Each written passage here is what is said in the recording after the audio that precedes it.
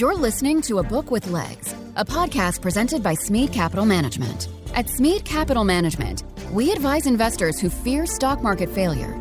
You can learn more at smeadcap.com or by calling your financial advisor. Welcome to A Book with Legs podcast. I'm Cole Smead. I'm the president and a portfolio manager here at Smead Capital Management. At our firm, we are readers and book junkies. It can be said that leaders are readers, and we believe books provide us a great source of information for filtering what is and isn't important for us as investors. Investing is the last great liberal art and the best way to spend a lifetime of learning. This podcast is for readers, thinkers, business-minded people, and investors who want to grow their knowledge from great authors and their writing. Charlie Munger often talks about using multiple mental models and analysis. Our aim for this podcast is to help listeners test Munger's theory in business, markets, and people. Hosting this episode with me is our firm's Chief Investment Officer, my dad, Bill Smead. Dad, thanks for doing this with me. Are you ready to have some fun today? I am. What could be more fun than going back into the 1800s? We are going to discuss one of the most interesting and unexpected capitalists of the 19th century. Joining us is Greg Steinmetz to discuss his recently published book, American Rascal: How Jay Gould Built Wall Street's Biggest Fortune. To give our listeners a little background on Greg, Greg is a Colgate University grad with degrees in history and German. He also earned a master's degree in journalism from Northwestern University, one of the strongest journalism programs in the country. He spent the early part of his career as a journalist for the Sarasota Herald Tribune, the Houston Chronicle, and Newsday. He then served as the bureau chief for the Wall Street Journal in Berlin and London. Greg is now a securities analyst at Ruane, Cunniff & Goldfarb, the manager of the illustrious Sequoia Fund. So Greg, it's great to have you join Bill and me today. Thanks for having me, Cole. First off, our audience and our investors know that we've studied a lot of the history of the Sequoia Fund and its performance over the years. I mentioned to Greg before we started that I gave a presentation at our Smead Investor Oasis this last year where we studied the underperformance of various funds and managers, and Sequoia Fund was one of those that we studied its underperformance to understand great long-term track records. You are the first person from Ruane that we've ever spoken with, however, so I consider this an honor to have you on the podcast today. Thanks for the chance to talk about your writing. First question would be, what inspired you to write this? Well, as every journalist wants to write a book. So when I was the Berlin bureau chief of the Wall Street Journal, I started working on a book about a guy named Jacob Fugger, who was a banker during the Renaissance, during the times of Columbus and Da Vinci.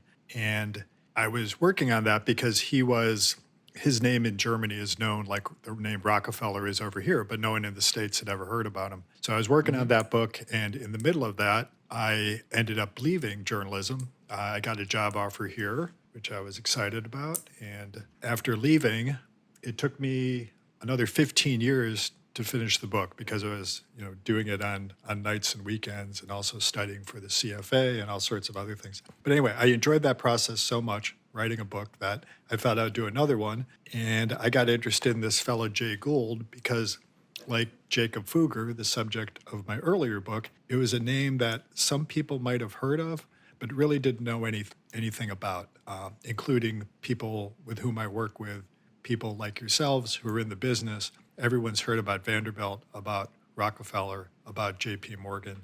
There just wasn't that much information out there on Gould. And as I started to study him, I discovered, boy, he is not only the biggest robber of the barons, meaning he was the most corrupt of any of them, but he might also have been the most talented and also, I think, the most interesting. So it was a perfect subject for a book. And as I started researching, I became more convinced in that thesis. I'm already looking forward to the Fugger book because in college, that period of time was of great interest of me, that Renaissance time. Let's set the stage for Americans to understand the ethos of people in America in the mid to late 19th century. Since you touched on this in your introduction, what were the views of competition and regulation at that time? This is one of the things that really stunned me. We live in the world where you can't turn around without having to comply with some rule. As you know, in the securities business, if you want a Series 7, you have to submit your fingerprints as if you're a common criminal. All your emails are free to be looked at by the SEC. There are 40,000 rules on the books governing financial regulation. There are all these agencies. It's mind-boggling, and leaving aside whether that's appropriate or not, just the volume of it, as I said, it's overwhelming. And in Gould's day, there's absolutely nothing. You wanted to trade on inside information? Fine. If you're the CEO of a big company and you want to award the contract for printing or something else to your brother-in-law, fine. I suppose you can do that now, but you'd have to disclose it, and that would be a red flag. But in those days, you didn't have to disclose anything. You wanted to pump up a stock and praise its prospects at the same time you were selling it? Go ahead. Same on the way up. Paint a bad picture and buy the stock. That's exactly what Gould did when he acquired the Manhattan Elevated, which is the precursor to the New York subway system. He owned the New York World newspaper. He flooded its pages with bad news about how the Elevated was going to go out of business and cut the stock price by 2/3 with these stories that they weren't backed by anything. Other newspapers weren't following the stories because they weren't true, but he managed to scare other investors out of their stock and was able to buy the thing for a song. So just the lack of regulation is what created the opportunity for Gould to do what he did. He was such a smart guy. He would have thrived in any environment. But if you look at the context of how he made his money, it was by exploiting the fact that it was lawless. Do you think the invisible hand worked better then than it does now? You had booms and busts, which were maybe more severe than what you have now. The Gould survived and exploited, I think, several recessions during his time. One of them was what they call the long recession of 1873. It lasted for 7 years. It was the biggest recession, probably even a depression, that the country had ever seen. Eventually, things righted themselves without government intervention. The Depression righted itself not because of government intervention, but because of World War II. So yeah, the invisible hand, it functioned more quickly, I would say, in those days. Even though it took forever to get out of that long recession, prices would adjust quickly. Now there are safeguards in place, deposit insurance, wage support, programs like the TALF program that guaranteed securitizations. So the invisible hand still does its work, but it doesn't, the pricing mechanism doesn't work as quickly. How about teaching us a little bit about Gould's upbringing and how that got his life off on a certain track? Yeah, well, Gould grew up dirt poor in the Catskills, about 100 miles upstate from New York City. His father was a dairy farmer who made cheese that he sold in New York City and Albany. He had a tragic upbringing. His mother died when he was 4. The only thing he remembers about her is kissing her cold lips when he went to say goodbye to her on her deathbed. He was raised by his 6 older sisters, 2 of whom died of tuberculosis. His father remarried a couple times. Those women died within a year of being married to the guy. He became an alcoholic. He was abusive. I think what motivated Gould to make a lot of money is he wanted to protect his own family from suffering the hardships that he suffered himself. You said he had a hard time slowing down, an inability to slow down. What do you mean by this? From a very young age, very young, Gould worked himself to the point of exhaustion. He would do his homework, getting up, studying by candlelight, making sure he answered every problem perfectly. As soon as he was able, he taught himself surveying and got a job with a surveyor doing maps and property records. Again, just working himself to exhaustion, spending weeks on end out in the cold, sleeping under the stars, doing whatever it took to make money, while at the same time also doing his schoolwork and giving himself a wonderful education just by virtue of his determination. And he continued this throughout his life. He just worked and worked and worked. And ultimately, it's what killed him. He was always suffering from stomach pain.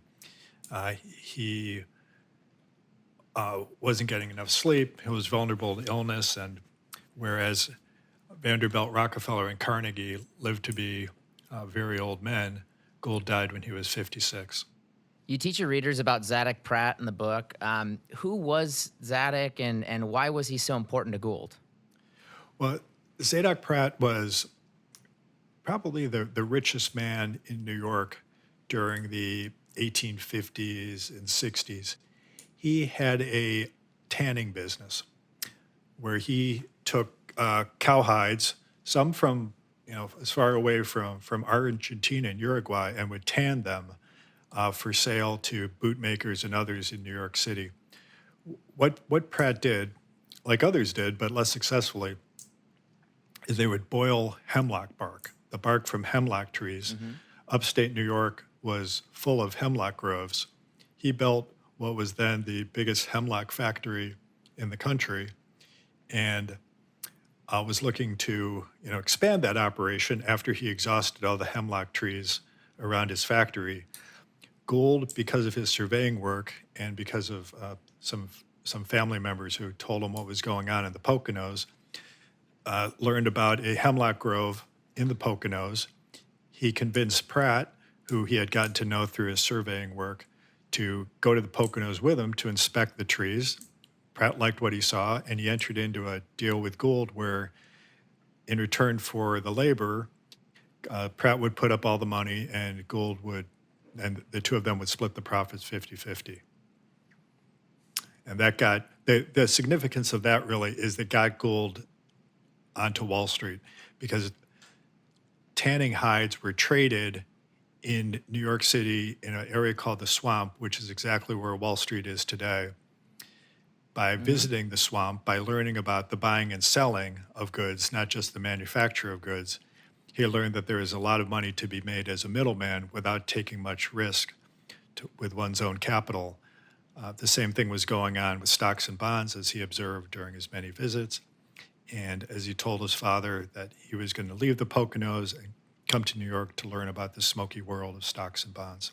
And again, he educated himself and became a very adept stock picker. In your book, it comes out that that's kind of the pivot, because he goes from making money from his work, to your point about him exhausting himself earlier, to making money on his decisions, which I think was a very interesting kind of time for him. Gould had to buy back Pratt with money he didn't have, though. He was willing to risk it all, as you pointed out in your story. This happened with a new partner, Charles Loop. Explain why he needed Loop, and in many ways, this backfired not long after. Well, Loop was one of the biggest tanning brokers in the city. He had capital. Gould had a falling out with Pratt because Pratt wanted to introduce some mechanization that Gould thought was just slowing things down. Pratt liked to experiment. Gould just wanted to make money as quick as he could. Then there was a recession that set in. It really trashed the price of leather, and Pratt wanted out. Gould was done with Pratt. Gould went looking for another partner, and he finds this Charles Loop character. Where that fell apart was Loop decided that Gould was too shifty for him. He didn't really trust him, and he wanted to make all the money on the tannery himself. He decides that he's going to seize the tannery by force. And I mentioned before, this was the Wild West days of Wall Street. Here's a good example of it. Gould went to his lawyer, said, okay, this guy's going to take by force the tannery. What do I do? Can I sue him? What should I do? He said, you go up there yourself. You're the one whose name is on the deed. You are legally entitled to defend it and fight for it using any means necessary. Gould raised a small army of employees up there who were loyal to him, attacked Loop and his allies in their stronghold in the tanning factory, chased them out of the place, and retook the tannery. And it made news because gunshots were fired, people were hurt, and Gould and and his adversary were both quoted about, how this was a bloody gun battle. Yeah, and this really reinforced, I think, in your story, in my mind, it reinforced the idea that he shouldn't be in the operating business world anymore, because if he had to do stuff like this, why? And it really kind of pushed him to his day in the sun, which was obviously, like you pointed out just a few minutes ago, stocks and bonds. New York was all in for the Union in the Civil War, but possibly not for the best reasons. They loved the money the war created. Explain what Lincoln had to pay in interest versus corporates at the time. I think the government had to pay 7% and corporates paid 5%. So there's a lot of money to be made by investing in treasuries. Sovereign risk. But sovereign risk. But that assumed that the Union wins the war and can pay it back. That wasn't a sure thing, particularly in the early days of the war. And the value of these bonds, the price of these bonds, fluctuated all over the place. I heard Soros bought those bonds. He probably shorted them first. He knew ahead of time who was going to win at Gettysburg, probably. Interest in the stock exchange also picked up, particularly in railroad stocks. Was this just the animal spirits from the post-Civil War boom? It was because to build a railroad, you needed a lot of money. So that created an opportunity for stockbrokers to float issues of railroads. And you couldn't, it would have been very difficult to build something like the Union Pacific Railroad on your own. Not only did you need the government to give you the land, but just to buy all the steel to make the track, to pay all the workers to lay the track. These were projects that the country and I suppose the world had never seen things of this magnitude before. So you needed a thriving capital markets with deep liquidity, and that's what gave rise to the modern Wall Street. Prior to that, you could build a little factory just out of the money you had in the bank and you made as a farmer, but you couldn't do that anymore when you're building massive national networks. It sounded to me a lot like Craig McCaw sending people out to buy cellular systems. Gould meets his wife, Ellie, who came from a well-to-do family that lived in the Murray Hill area of Manhattan. Did her family bring Gould any advantage in his new profession as an investor? I think it brought him connections, yeah. And it also introduced Gould to some sources of funding. It didn't hurt him, but to say that Gould married into wealth, that doesn't apply at all. Gould made his money just by being smarter than everyone else and being more ruthless than anyone else. What it did, it complicated his life in a way, in that she was a social climber. I didn't know if you've seen this. I think it's a Netflix series, The Gilded Age. And the lead character in that show's a guy named George Russell, and more than anyone, that's patterned after Gould. And the narrative tension in that story is about the Russell family's effort to crack the elite social circles of New York and get invited to Lady Astor's parties. That's what Ellie Gould wanted. She wanted to break in with the Astors, and unlike in the show, I don't want to spoil it for anyone, but the Goulds did not succeed. The Astors looked down their noses at them. They were nouveau riche. They didn't want any part of them. But because Ellie had children, she wanted to marry off into society. She really wanted to break in. As a Warner Brothers Discovery shareholder, I think we have to know that. I feel the same way about New York that Gould did. He runs into the Rutland and Washington Railroad convertible bonds around this time. He had a view as an investor. How did he see it, and what did he do to extract value in his investment? Yeah, we were talking about how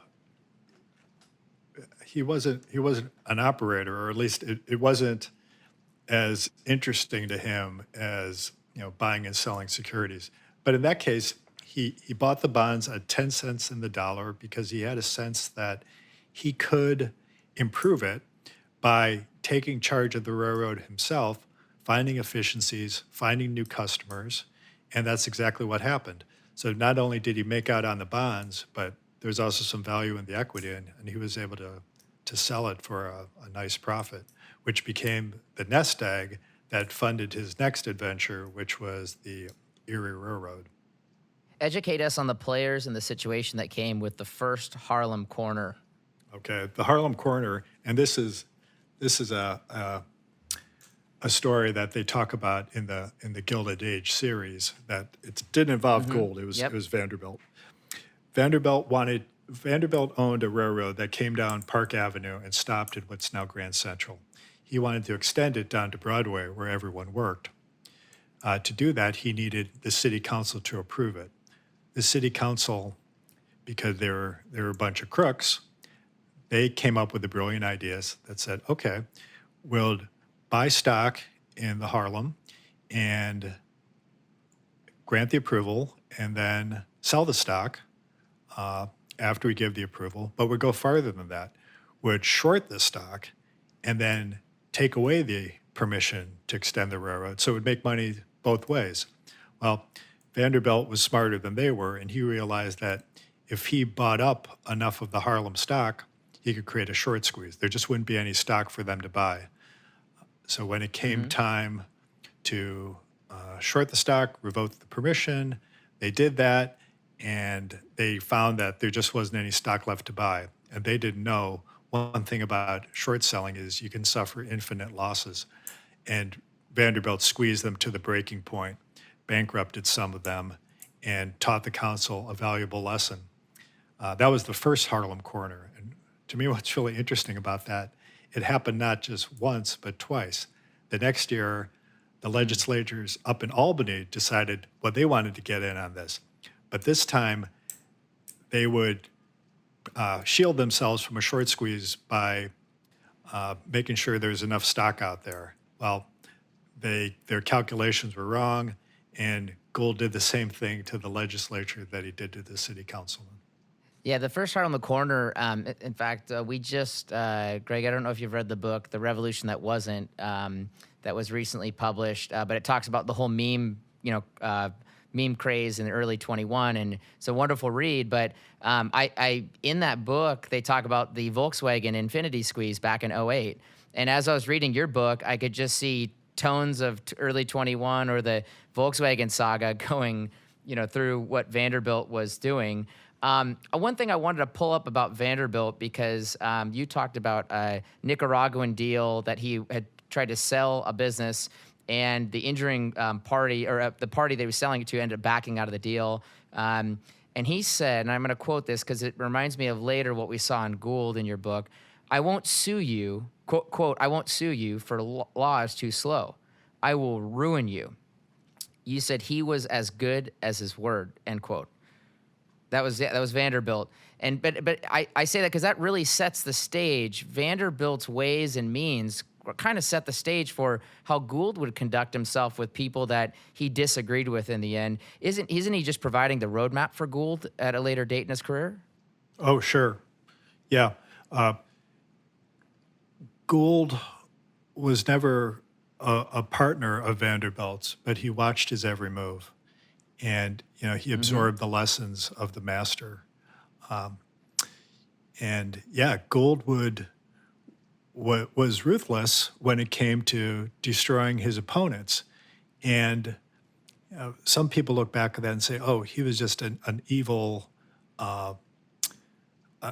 guy because he showed no mercy. But the fact is, he was playing with other big boys who were trying to do the same thing to him that they were doing, that he was doing to them. So I liken it to Sure. People sitting around the poker table. They agree to play the game, and you take your chances, and if you lose, you lose. And so those who messed with Gould, they suffer the consequences. So then you get off to the Erie Railroad and Gould's interactions with the Erie. Can you explain what was unique about the Erie Railroad just for the business that it was? Well, the Erie Railroad was the first railroad that linked the Great Lakes to the Atlantic Ocean. And that was important because the grain was in the Midwest. And by creating this route that was a lot more efficient than the Erie Canal, they were able to bring grain to New York and do it at a very attractive price, not only for the U.S. markets, but also for international markets. So the Erie Railroad was a vital transportation link. There was another railroad in New York State, the New York Central. Vanderbilt owned that. He wanted to monopolize New York rail traffic by buying the Erie. And I can tell you, should I just go into the whole Erie story? Yeah, that'd be great, because obviously you're going to probably get into how creative Daniel Drew got in your story. Okay, well, the other player in the drama is a guy named Daniel Drew. Drew was the one who was the treasurer of the Erie Railroad, but he effectively controlled the thing. He didn't get involved in operations, but he was very clever in making money by manipulating the stock. So for the benefit of himself and other board members, he would do things like talk up the stock when he was short selling it, and then do something like cut the dividend when he wanted to drive the price down. And he would just do this all the time. And it was likened to, Drew having a yo-yo. He could just pull the string and make Erie stock go one way and then let it go and have it go the other way. Vanderbilt didn't like this. He wanted to control Erie, and he also wanted to bring stability for pricing into the market. And if Drew was doing things like slashing rates to make the stock go down, that didn't help the competitor, which is the New York Central. So there's this fight that breaks out between Drew and Vanderbilt, with Vanderbilt trying to take control of the railroad, Drew wanting to keep it for himself and his selfish purposes. Gould steps into the middle of this by buying up proxies. As you know, the nice thing about proxies are they don't cost much. They don't give you any economic interest, but they do give you voting rights. Gould got enough voting rights to put himself on the board. He could have gone either way. He could have gone the Vanderbilt route and made money by advancing the monopolistic effort that Vanderbilt had going, or he could go with Drew and be the guy with the yo-yo. He sided with Drew, and he was able to grab a hold of the thing by, it gets complicated, but the way to reduce Vanderbilt's interest would be to just dilute the heck out of the stock by printing more stock. Vanderbilt got an injunction against printing the stock. Gould printed it anyway, unbeknownst to Vanderbilt, broke the law, and flooded the market with stock. Vanderbilt couldn't get enough of the stock. It went to the New York legislature, where Gould and Vanderbilt were trying to pass a law to expressly prohibit the printing of stock, and Gould was fighting the other way, and they're bribing legislatures back and forth, and it ends up that there's an arrest warrant out for Gould and for Drew and for Gould's buddy Jim Fisk, who is Gould's muscle in some of these capers. They decamp to Jersey City. Vanderbilt sends thugs after them to bring them back. The New Jersey police and militia side with Gould and Drew and Fisk, and there's fights down at the docks, and it's really messy. But what ends up happening, to make a long story short, is Gould is able to get control of the railroad by giving Vanderbilt some of his money back, but it cost him so much that Erie is left with nothing but an empty shell. But he still manages to raise more money after that, which led to his next exciting adventure. Yeah, we'll get to that, because there's a couple things in here that I just found keenly interesting. So, he bought the proxies from London investors. I thought I've never seen proxies bought or sold, to be honest. I thought, well, there's a great market, and I especially thought of this, Greg, in light of what we're talking about with, shareholder votes with, proxy voting services out there. If people thought that was enough of a conflict at some point, we could actually see a proxy market where people could, sell their proxies in lieu of having the conflict. So you got me really excited and kind of thinking about what that could be for today's markets, as an example. But also, Jim Fisk, he's this really interesting character. He comes off as an incredibly lively person. Can you teach our listeners a little bit about Fisk on his own? Fisk was a master salesman. He grew up in Vermont. He made a bunch of money smuggling cotton out of the South during the Civil War. He comes to Wall Street thinking he can make a lot of money on Wall Street, but he tries to do it using his old tricks, which is to be a schmoozer by entertaining clients, always having an open bar. But he finds that people on Wall Street are a lot more sophisticated than the housewives to whom he was selling dry goods up in Vermont when he was a peddler. He gets fleeced, loses everything, goes back to Boston, where he worked for a while, raises some more money, comes back. But this time he had the good fortune of meeting Daniel Drew, and through Daniel Drew, he gets to know Gould. And he recognizes that Gould is this financial genius. He aligns himself with Gould. But what made Fisk so interesting and what made him famous in the popular imagination was he was a very colorful guy. He was famous for doing things like he started his own militia. He marched in parades. He would do food drives and other things to keep the Erie Railroad's name in the paper and bring some positive press. He had a notorious love affair, even though he was married, but he spoke about it openly. He dressed flamboyantly, and he did things that Gould could never do on his own. When it came time to hire some street brawlers to provide some protection for Gould, this is something that Gould couldn't have done on his own. Fisk had ties to the underworld. He was able to find people. And what Gould made himself a notorious but ultimately beloved character, someone like Trump in the old days, is this larger than life figure that embodies the zeitgeist in New York at the time. Fisk was that person. He ends up getting involved in a love triangle, and the lover of Fisk's mistress tracks him down in a hotel one night and shoots him dead. Front page news. Fisk's funeral was the biggest New York had ever seen, other than Abraham Lincoln's. So another part of the whole Erie War that I loved that was in your story and your writing. So Gould and Fisk are about to flee to New Jersey across the river. But in the meantime, and this is very Fisk-esque to use that term, they had to dine at Delmonico's before hopping the river to New Jersey. This part of your story seemed like it could have been written in the New York Post today. I mean, it's a perfect Post article. What was New Jersey's role as a state in the Erie War just kind of a states' right issue in an early republic? Because here they just go across the river to New Jersey, and New Jersey takes pride in the Erie Railroad fighting New York? Yeah, there was no extradition. It might as well have been, going to Switzerland. There was nothing that New York could do to compel New Jersey to capture some fugitives and send them back over the river. Gould and his lawyers, they knew what the law was, so yeah, they could go to New Jersey.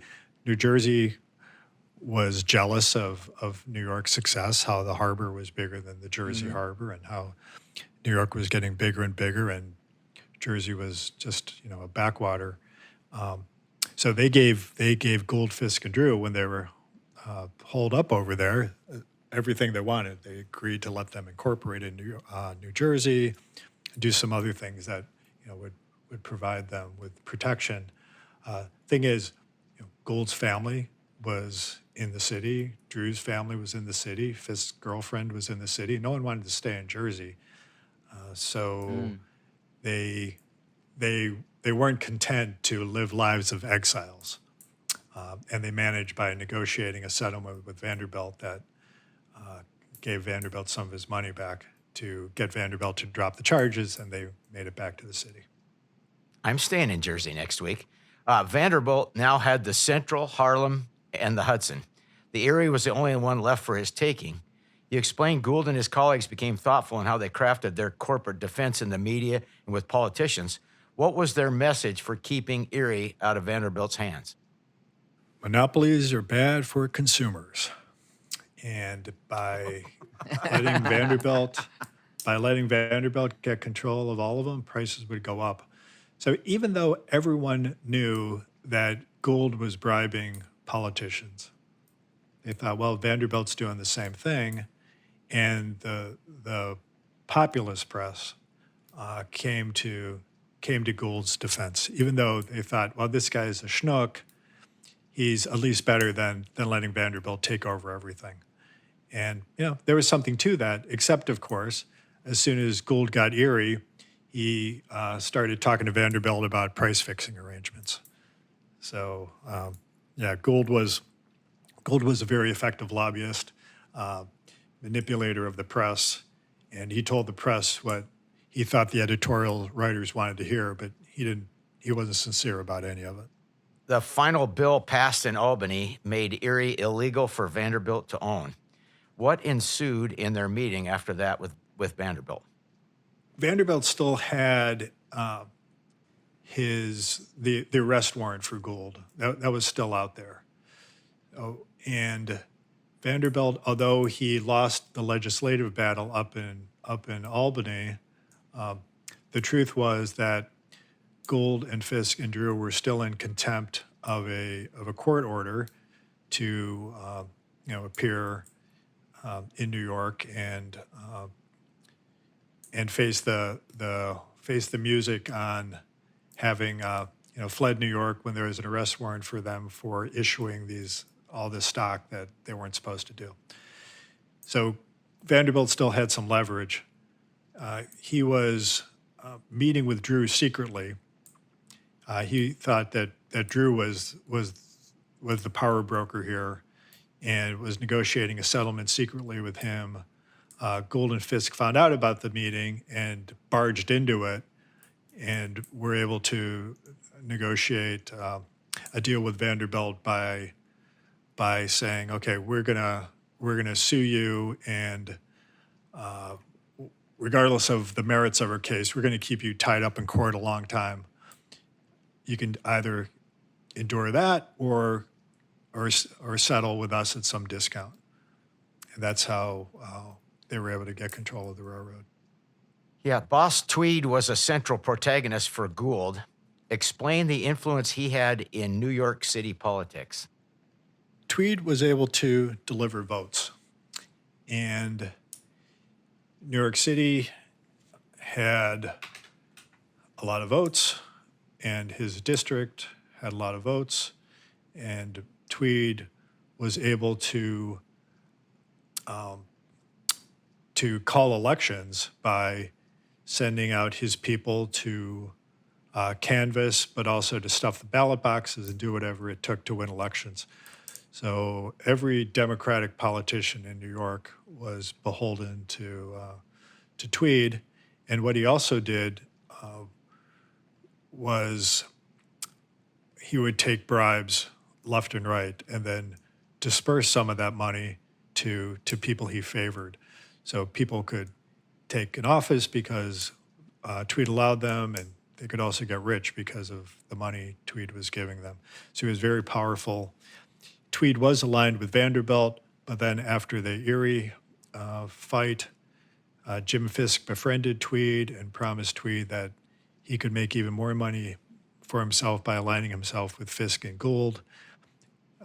Tweed became business partners, and in return for passing favorable legislation, he got some of the profits that Gould would make on his enterprises.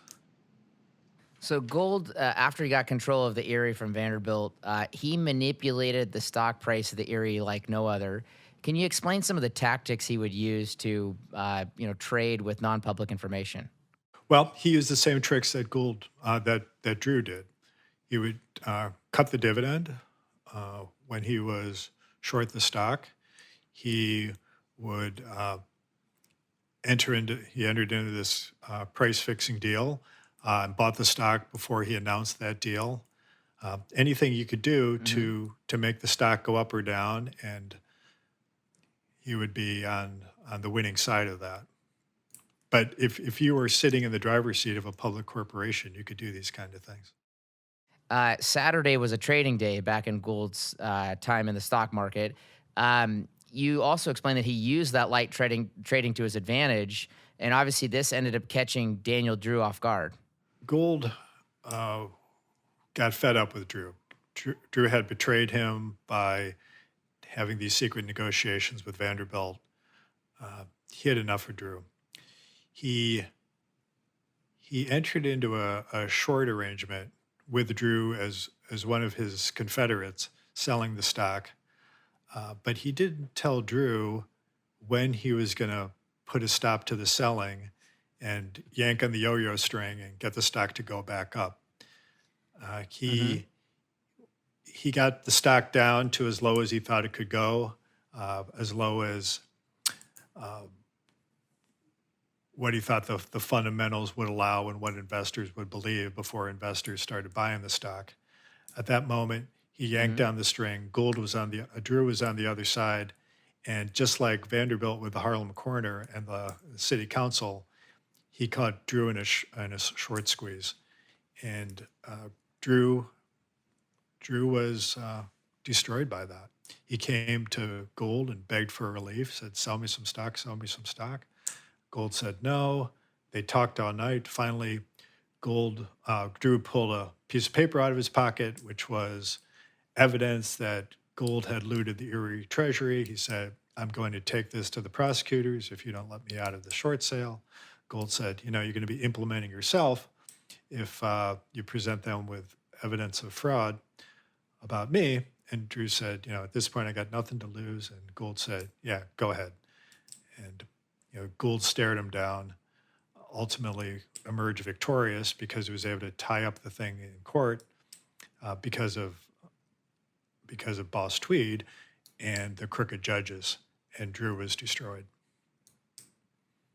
Which was too bad for Drew University out here in New Jersey, which was counting on getting a lot of money from Drew, and Drew never was able to write the check. You have a line in the book that has such rich language. Quote, "The government of the people and for the people was yielding to what Adams called Caesarianism, a society which is rich, a few rich monopolists set the rules and reap the benefits," unquote. Remind me, Greg, are we talking about the late 19th century or 2022? Are we talking about Gould? Or are we talking about Bezos? This seems like it's right out of the Wall Street Journal now. It does, doesn't it? And it was very prescient. And it could have been in the 1920s with the Standard Oil Trust, with Alcoa, with the monopolies that Teddy Roosevelt was going after. And it could be in our own times now. And it's funny, we have these antitrust laws, and yet we have these giant platform companies that can control everything. Now, this guy Adams, who you mentioned, he was Charles Francis Adams. He was the grandson of John Quincy, the great-grandson of John Adams. He was kicking around for something to do after the Civil War. He didn't want to go into the family business of being a politician because he recognized that he didn't have the tact for that. He had strong opinions, and he wasn't a schmoozer, and he was incapable of compromise. But he wanted to make a name for himself and be a success, and he came upon this idea of making himself an expert in this new world of railroads, of these large railroads. There was no government oversight. He thought, well, there should be some government involvement here, lest we get into this situation where people like Vanderbilt become bigger than the government and threaten what John Adams and Quincy Adams fought so hard to prevent, which was autocratic rule. He wrote an essay called A Chapter of Erie, which gives a blow-by-blow description of all the crooked stuff that Vanderbilt, Drew, and Gould were doing in the fight over the railroad. And he thought by exposing that, he could rouse public opinion to take some action in the form of creating the nation's first. It's amazing. We were talking about the lack of regulation before, the nation's first regulatory body. He wrote this essay. No one really cared except the people of Massachusetts. Massachusetts was interesting for railroads because if you looked at the map, there was more railroads per square mile in Massachusetts than anywhere else. Railroads are really important for the textile trade. Massachusetts creates the Massachusetts Railroad Commission, And like I said, it was the first regulatory body in the country that had anything to do with business and finance.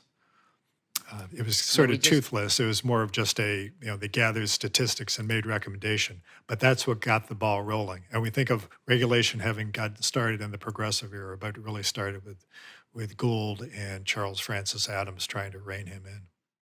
Yeah, we just had recorded a podcast on Breaking Rockefeller with Peter Doran, and Adams had kind of touches of what later was Ida Tarbell's work in letting people know what was going on with Rockefeller. So let's go back to the Gold Corner, Greg. Couple things off this that I'd love for you to explain to our listeners. Obviously this situation went all the way to the White House, as you explained so eloquently in your book. Gould made his argument, for his bullish long position as about farmers. The White House is implicated. It's kind of an old anti-elitist shtick that he'd used, like he had prior with the Commodore. So teach us about the Gold Corner. During the Civil War, the U.S. went off the gold standard because they needed to raise money to pay for the war. By doing that, they created a market for gold where the gold would fluctuate relative to the greenback price, which is what the fiat currency the U.S. issued, depending on who was winning the war. So it started out at parity, and then the value of the dollar sunk to $3 for an ounce of gold, and then it approached parity again. And then by the end of the war, it was around $1.45 for an ounce of gold, something like that. And Gould saw an opportunity here because it was the government's intent to get off the gold standard. So, to get off the fiat currency and have enough gold in the system so that they could, again, start redeeming greenbacks in gold. So the tendency of the government policy was to do things to strengthen the greenback relative to gold. And Gould thought, okay, well, that's nice, but it's deflationary. It's not helping farmers. I'm going to argue that we should do more to help farmers, and you do that by elevating the gold price. Gould bought a bunch of gold and saw an opportunity to lobby President Grant by aligning himself with a slimy lobbyist who had just married Gould's sister and had the president's ear. So this lobbyist gets Gould in front of Grant. Gould wants to bribe him. Grant is incorruptible, but he does listen to what Gould says, and he finally agrees with Gould after Fisk makes the argument that, not only is your policy of depressing the gold price bad for farmers and it's deflationary, but it's also bad for national security because if we don't sell our gold our corn overseas, the Russians are going to do it. So you don't want that to happen, do you, Mr. President? And Grant decides, oh, yeah, you're right. Gould then gets the New York Times to write an editorial, or rather Gould writes an editorial talking about how the administration wants the gold price to go up. He gets the New York Times to print this, and it appears, based on how it was written, as if it was coming right from the White House itself. The gold price starts going up. Gould's in the black. It's making a lot of money. And the short sellers come out. They say, no, we don't believe it. We don't think that this is really government policy.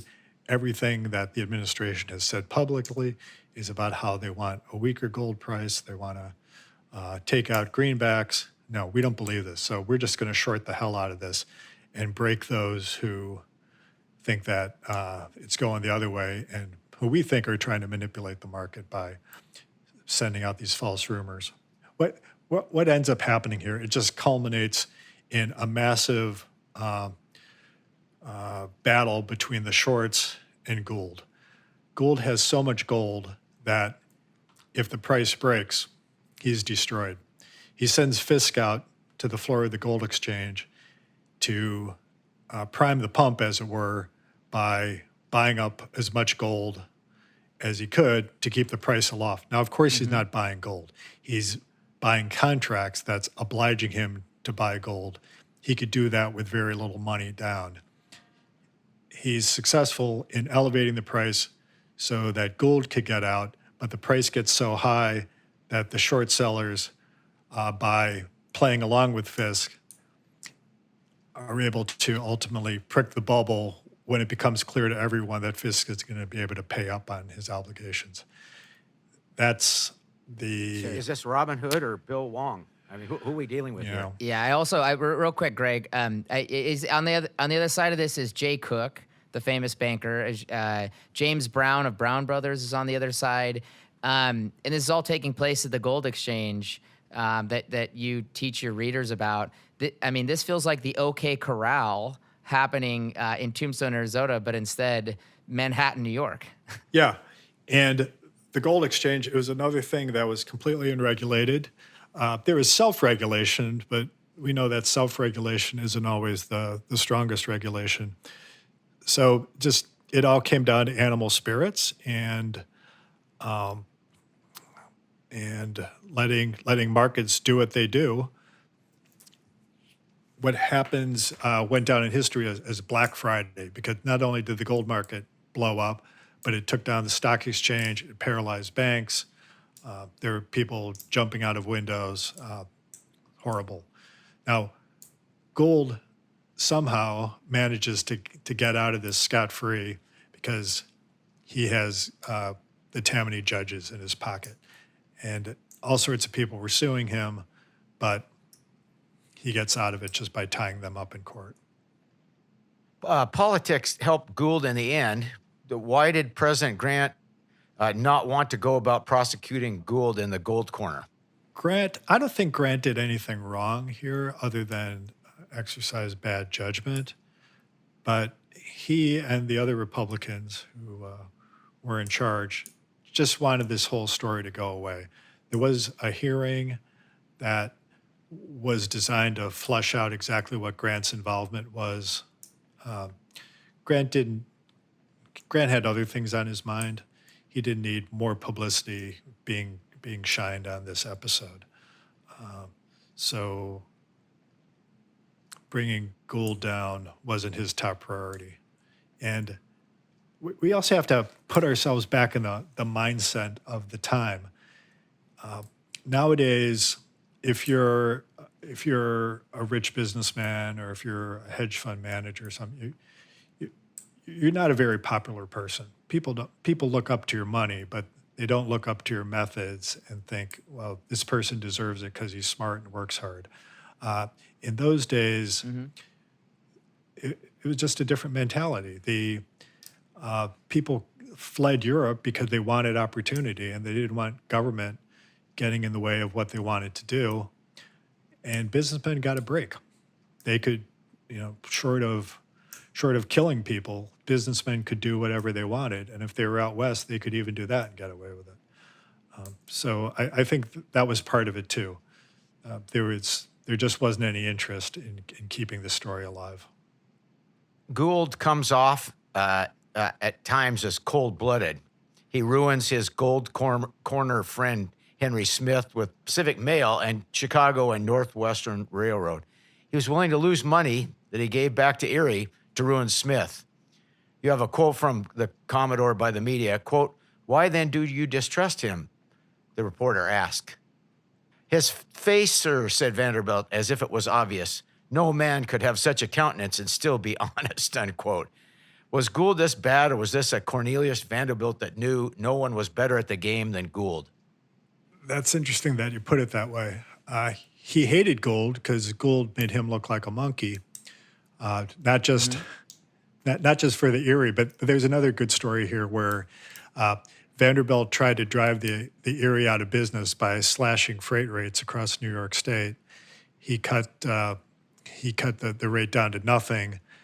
And yeah, that hurt the Erie, but Gould and Fisk saw this opportunity. Well, if Vanderbilt's going to give away carriage on his trains, we'll just buy up a bunch of cows in Chicago, put them on those trains, and make a huge profit by not having any transportation costs. And when Vanderbilt found out about this, you could just see the steam coming out of his ears. So Gould bettered Vanderbilt on not one, but at least two occasions, maybe even more. So he hated Gould, but asked who was the most capable businessman in New York, other than maybe himself. He said, Gould is the smartest one out there. And Rockefeller later said the same thing. Well, Jay Cooke had this vision, the Northern Pacific Railroad, and it all came crashing down when he ran into Sitting Bull. His people were laying rails out west, and the Lakota Sioux decided, well, we don't want these guys here. And they attacked the railroad workers to the point where they just couldn't do any more work.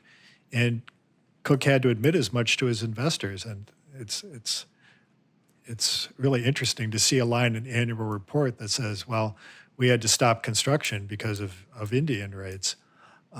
He ends up going bankrupt. That was a big problem because Jay Cooke was the Goldman Sachs of his day. He was the one who financed the Civil War by selling bonds to retail investors. He was the biggest name on Wall Street. When he went under, everyone got nervous about their money, bank runs, you name it. The economy spins into a depression that we talked about that lasts for 7 years.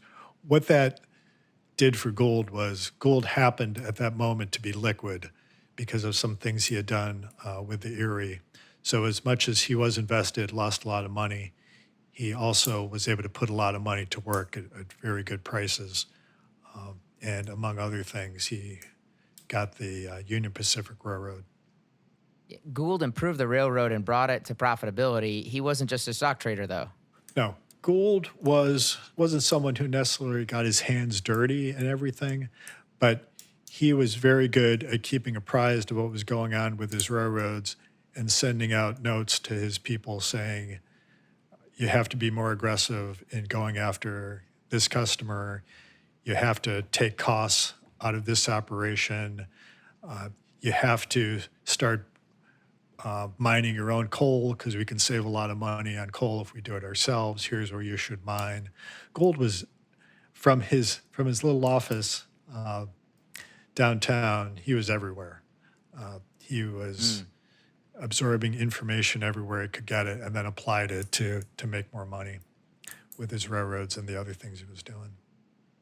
Much like the excise tax that we recently saw come up on buybacks, Union Pacific paying dividends was very controversial at the time. Explain what the problem was with them paying dividends. Well, the government gave them a lot of money. The Union Pacific was the transcontinental railroad of Golden Spike fame. The U.S. wanted to cross the country, and that got very difficult to do over the Rockies. And there was just thousands of miles that had to be covered. Once you got to St. Louis, you still had a long way to go before you hit California. So Congress subsidizes the construction of this railroad, the Union Pacific, but they expected to get eventually paid back. Gould would rather take Union Pacific's profits and pay it out as dividends, and he found all sorts of reasons to delay repaying the government. The government finally had enough. They went after him, and it got really nasty, involved the Supreme Court. And Gould decides, okay, I've had enough of Union Pacific. So what I'm going to do is I'm going to create a rival to the Union Pacific, drive down the price of Union Pacific, make Union Pacific buy me, and make a lot of money that way. And using this railroad, the Kansas Pacific, did exactly that, even though it meant betraying all his friends that he had worked with for years, shoulder to shoulder at the Union Pacific. It was probably his greatest financial deal that he ever did. What was this? I think of this as kind of the turning point when everyone else in the room realized that they were dealing with a card shark. because you pointed out in your story that they knew it wasn't going to be good for the Union Pacific, but it seemed like it was like inevitable for these people that they knew that Gould would win in the end. Yeah. They knew who they were playing with, but they also knew they couldn't beat him. At least the smarter ones sitting around the table knew that if Gould was coming after them, it was better to negotiate a peace rather than fighting to the bitter end. That's exactly what you described. And by the way, for our listeners, if you want to follow on the history of the Union Pacific post what we're talking about here with Greg, another great book that talks about the later history of the Union Pacific is Inside Money by Zach Karabel, because obviously the Brown brothers the Harriman family gets involved with the Union Pacific at a later date. So our family came across on the railroads from Indiana and Kansas to Portland, Oregon in the late 1880s. So how many railroads did Gould end up being a control investor in? Dozens. And he would do it by, he didn't need to own a majority of them, but he would own enough stock so that he could control it. And his dream, and this is one of the things that I think propels the narrative forward, is whether Gould will succeed in his ultimate objective, which is to create the first seamless coast-to-coast railroad. There was a patchwork. You had the Erie going up to Buffalo, and then you had another railroad going from Buffalo to Detroit, and then Chicago, then down to Omaha, then the Union Pacific, and then the Central Pacific to California. Gould wanted to control the whole chain. To do that, he bought railroads everywhere he could, tried to stitch things together, and he also built more track than anyone. So between the track that he built and the track that he acquired, he owned 1 in every 6 miles of track in the U.S. There was no one who came close in terms of controlling railroad tracks. A footnote of your writing comes to mind. Some people in a very Marxist tone would say that wealthy people or industrialists like Gould don't want to improve society. Gould's adoption of the air brake runs contrary to this idea. Explain how important this was to railroads. Well, if you had a railroad accident, if a car would hit something, all the other cars would boom, boom, boom, boom, boom, smash in accordion-like fashion behind it. The air brake, by releasing pressure gradually, could prevent that sort of pileup because every car had its own brake. And that was an invention of George Westinghouse. Gould saw the merits of that and incorporated, like everyone else did in those days, for his own railroad cars. So the Marxist argument, it's interesting. And where you come down on Gould, in part, comes down on where you come down on capitalism. He created jobs. He built a lot of railroad tracks that made it more efficient, cheaper for people to travel, to ship their goods to market. If you believe in capitalism, Gould's a hero. If you think that capitalism is a way for the elite to exploit the common man and keep people oppressed, then Gould is your mortal enemy. Another great line from your book, Greg, and I think this is maybe the seminal line of your whole book, and it plays on the same theme we're talking about. I'm going to quote it, and then I'd love you to comment on this. Quote, "We do not build monuments for business people. It doesn't matter how many jobs they created. It doesn't matter how much they changed the world. They have money. If they want statues, if they want people to stand before their frozen features and consider their magnificence, they can build the damn things themselves." End quote. I consider the statement to be one of the truly great parts of capitalism, to be honest. Why don't you think more people celebrate this sentiment that you touch on? I think the profit motive puts people on edge, right? Because there's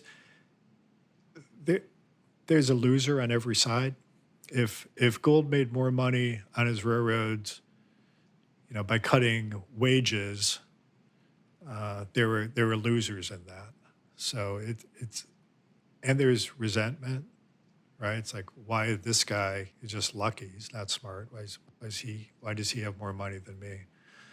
So it gets our relationship with the business class is a complicated one. Whereas if someone comes up with a vaccine, it's unequivocal. The person's a hero. I think that has something to do with it. Sure.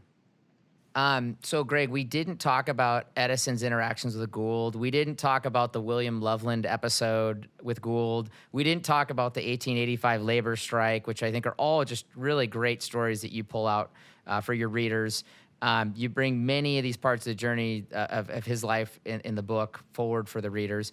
Is there anything that we haven't talked about today that you think does need to be mentioned about your book? One of the questions I get often asked is, why don't we know more about Gould? And it gets back to something we were talking about earlier, where he died young. Vanderbilt endowed Vanderbilt University. Rockefeller's got Rockefeller University. It's got Rockefeller Center. Carnegie, you got Carnegie Hall. The only thing Gould has, and I can actually see it from my office here on 57th Street, there's a auditorium in a basement nearby called Florence Gould Hall, named after a daughter-in-law. Gould died before he had a chance to give his money away. New York University had their claws into him. We were talking to Gould about a gift at the time he died. I think had he lived longer, there's a chance that New York University would now be called Gould University, and everyone would not only know his name, but would be thinking that he was this great philanthropist. That never happened, and so there's nothing to remind people of Gould in their day-to-day lives like there is with Carnegie, Vanderbilt, and Rockefeller.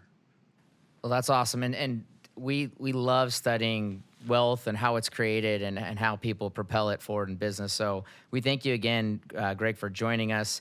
If you want to understand the evolution of an entrepreneur and investor, you need to go buy a copy of Greg's book, American Rascal. He weaves the context and background of the post-Civil War era in America superbly by explaining who Jay Gould was and, like we just talked about, why there's no statue to admire. For our audience, if you have a great book that you'd like to recommend, email podcast@smeedcap.com. That's podcast@smeedcap.com. You can also send your suggestions to us on Twitter. Our handle is @SmeedCap. Thank you for joining us for A Book with Legs podcast. We look forward to the next episode. Thank you for listening to A Book with Legs, a podcast brought to you by Smeed Capital Management. The material provided in this podcast is for informational use only and should not be construed as investment advice. You can learn more about Smeed Capital Management and its products at smeedcap.com or by calling your financial advisor.